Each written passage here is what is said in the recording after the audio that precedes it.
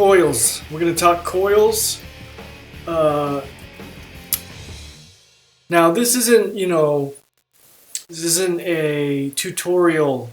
I'm not going to show you how to make this because you got a lot of steps before you're going to make this anyways, all right? I'm also not going to be liable for any noobs, getting their polarities crossed. So this is going to be an overview of what's to come, what's ahead, okay? The top echelon of coils. And, if you're a newbie, you're not going to get this. If you make coils and you do your own builds, you're going to, get lost about halfway, but just, watch anyways because this could be your next step. Certainly, it's going to sort of weed out the men from the boys. Okay, so here's Coils 101. You're learning about, ohm ratings. You get an ohm meter. You're trying different gauges of wire. You're trying different wires. All right, then you start with microcoils. Maybe, you go out and get yourself a Loopin' Buddy gizmo because, apparently wrapping something is too complicated for you. And then you start moving on to the wraps, You start doing, Claptons, and you start doing, staggereds and stepped and flattened and, braided. That's great. So after you sort of get sick of that, you move on to the vortex coils, and you go infinity vortex, and then you go stretched infinity cortex, then you go dual stretched infinity cortex, quad stretched infinity cortex. Then you get to mesh coils. And this is where we're going to start. Because you're not really vaping yet. So, when you get to the mesh, this is a whole new world. This is a whole new plateau of coil building. And it's kind of where vaping starts. So, with mesh, I know, I use mesh. What are you talking about? I got mesh right now in my baby bottle on my Genesis. Yeah, congratulations on that. And you're using it as wicking material, not as your coil. It's not about how low can you go, sub-ohm or go home. It's about how high can you get. We're talking about, a mesh build's going to run 5 to 25 ohms. And that's what it takes because the higher your ohms, the more wires you got in your mesh, and that means the more detail and the more functions you've included into your coil. In the world of mesh coils, there is an upper tier over that. And this branches in two different directions, and they're rigged meshes, okay? Now you got, on one hand, you got your POW rigs, which are powered rigged mesh coils. The power rigs are taking advantage of the electricity, okay, to add functionality to your coils. The other kind are heat rigs. This is a masterful build. You're like a metallurgist, okay? Now, if you're building a heat rig mesh coil, you know about the expanding and contracting temperatures of different metals, and you're using those to your advantage. So that being said, I'm going to do a little show and tell. I don't got a close-uppy cam. My camera sucks. I can't do close-ups, so I took some pictures with my phone, and I got them over here. So we're just going to go the very most basic mesh coil, okay? So this first coil is called a hot and bothered, and very simple, coil. Here's a better angle, maybe. I don't know. Really simple, and, you control the hot spot. That's the whole thing. Now, with mesh builds, the wicking is just as much a part of the makeup of the piece as the coil is.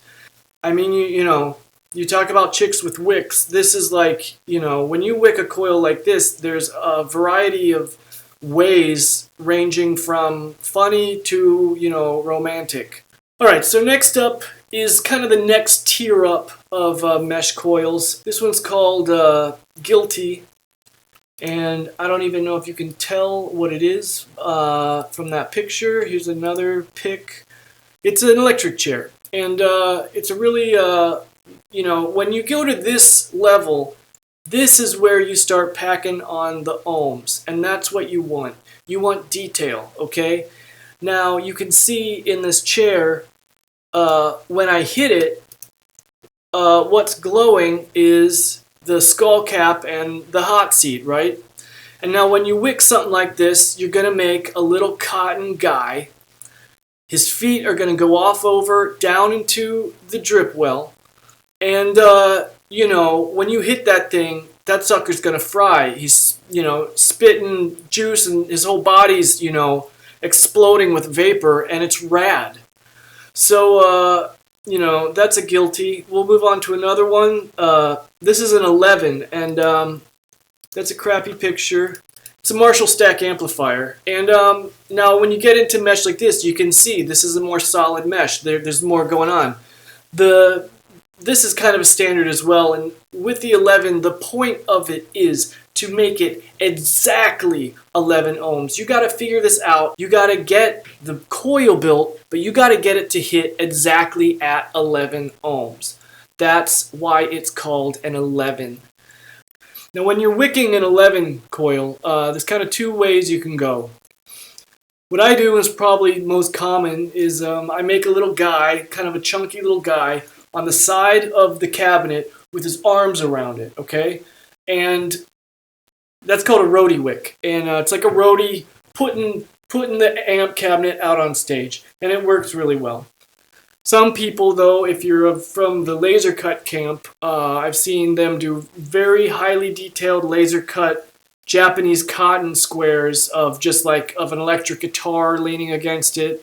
Or I've seen one very, you know, detailed cut of like a groupie hanging on, you know, at like a rock concert.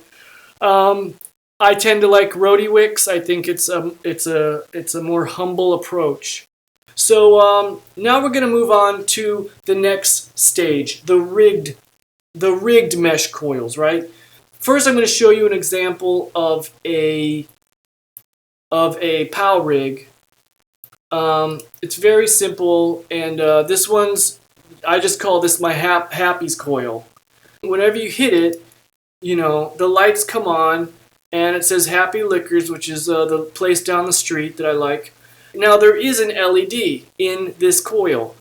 It's a high temp LED that when it is wired through part of the circuit. So that's kind of the idea of a powered rig mesh. Now, what I consider to be the, you know, the top rung coil building would be the heat mesh coils, right? All right, so here's one that I made to show you guys, and it's called the Marlboro Man, and it's a tiny coffin.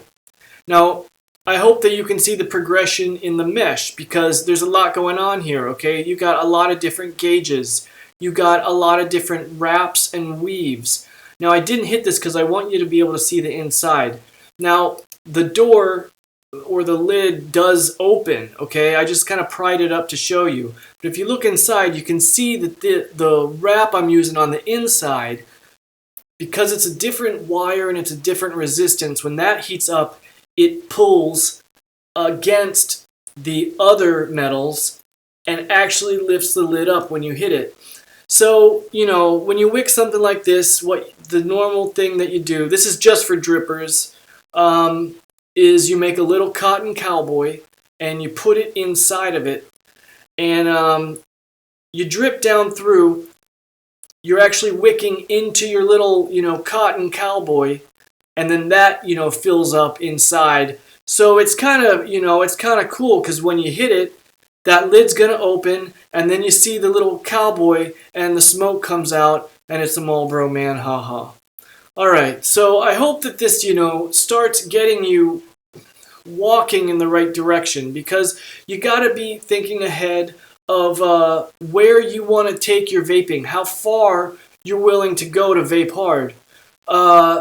these are some coils to look forward to. These are some coils to avoid. I don't know what your story is because I don't know you. I haven't seen like anybody doing these builds on YouTube, but I wanted you guys to at least see what advanced vapors use in their builds, and I hope that this was enlightening.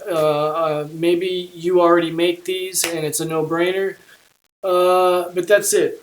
You know, I've been putting out a lot of videos and I don't know, I'm trying to bust out as many as I can before my hearing next week. So let's just say vape hard, vape really, really hard.